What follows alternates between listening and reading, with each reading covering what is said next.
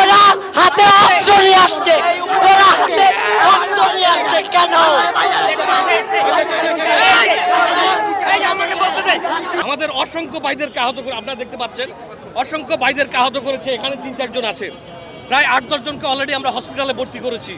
এক একজনের মাথায় ৮টা করে 10টা 12টা করে সেলাই লেগেছে। অনেকে মুমূর্ষ অবস্থায় আইসিইউতে একজনকে ঢুকানো হয়েছে, এইমাত্র সংবাদ পেলাম। তো এই যে হামলাটা হইল, এতগুলো প্রশাসন থাকতে, পুলিশ থাকতে, তারা এতটা সাহস কিভাবে পায়? নিশ্চয়ই তারা সাধারণ ছাত্র নয়।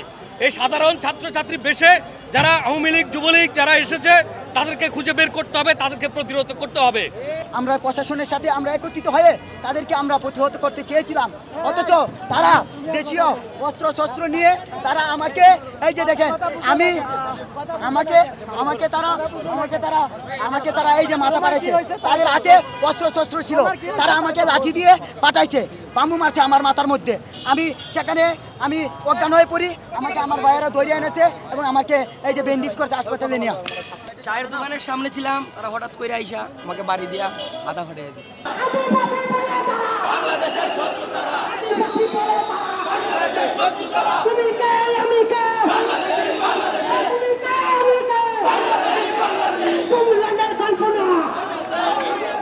আমরা যদি আজকের এই গোটানো সুস্থ বিচার আমরা না পাই, তাহলে আমরা প্রত্যেকটি জেলা থেকে, প্রত্যেকটি উপজেলা থেকে এই প্রতিবাদ আমরা করবো ইনশাআল্লাহ। আমাদের আপনারা জানেন, জুলাই আগস্টে আমাদের শিক্ষার্থী ভাই, আমাদের আবু সাইদ ভাইকে আমরা খুঁজেছি, আমাদের এই পৃথিবী থেকে ওনাকে বিদায় দেওয়া হয়েছে শুধুমাত্র এই স্বৈরাচারীদের জন্য। আমরা আর চাই না এই দেশ থেকে আবু সাইদ ভাইয়ের মতো আর কোন শিক্ষার্থী ভাই আমাদের মাঝে থেকে চলে যাক। আমার ভাইকে মারে মাথা ফাটা দিয়েছে, আমি তাকে ধরেছি, তার রক্ত এটা, আর আমার বাহুতে লাঠির আঘাত লেগেছে। আপনারা দেখতে পাচ্ছেন এটা কি? এরা যদি পার্বত্য অঞ্চলের না থেকে এখানেই করে জঙ্গলিরা এত খারাপ। এই আদিবাসী না, তার উপজাতিগুলো, তারা জঙ্গলি, তারা এখানে প্রকাশ্যে আমাদের হত্যা করছে।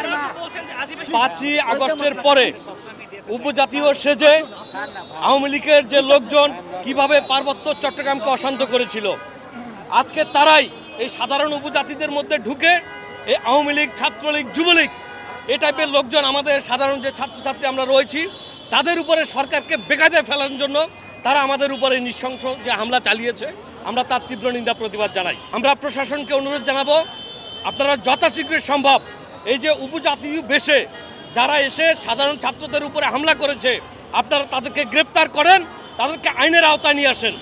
আমরা আপনাদেরকে সহযোগিতা করেছি, আপনারাও আমাদেরকে সহযোগিতা করেন। আমরা সার্বভৌমত্ব রক্ষায় যৌক্তিক একটা আন্দোলনে আমরা শান্তিপূর্ণ একটা কর্মসূচি এখানে পালন করতে এসেছি। হঠাৎ করে যারা পরিকল্পিতভাবে বিভিন্ন অস্ত্র শস্ত্র নিয়ে উপজাতীয় সন্ত্রাসী সেজে যারা আমাদের উপরে হামলা করেছে, তাদেরকে আপনারা গ্রেপ্তার করুন। করতে আপনারা ব্যর্থ হন, আপনারা যদি না পারেন সেক্ষেত্রে আমাদেরকে বলুন, আমরা আমাদের বিচারের দায়িত্ব আমরা আমাদের হাতে তুলে নেব।